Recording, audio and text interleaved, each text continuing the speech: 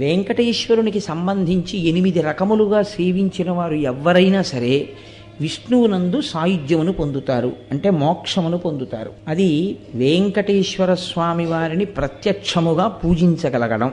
అంటే ఆయనని ఒక మూర్తిలోకి ఆవాహన చేసి, అది ఫోటో అన్న భావనతో, అది ఒక మూర్తి అన్న భావనతో కాకుండా ఈయనే శ్రీ వెంకటేశ్వరుడు అన్న భావనతో సేవించగలుగుట.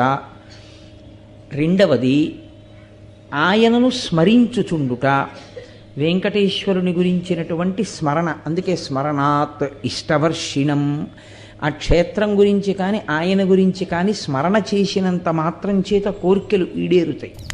కాబట్టి స్మరించుట. 3, ఏ పని చేస్తున్నా ఇది వెంకటేశ్వర స్వామి వారి కార్యం అనుకుని చేస్తున్నా. అలా అనుకుని చేసేటప్పుడు ధర్మ వ్యతిరేకమైన కార్యం చెయ్యడానికి అసలు మనసు మిమ్మల్ని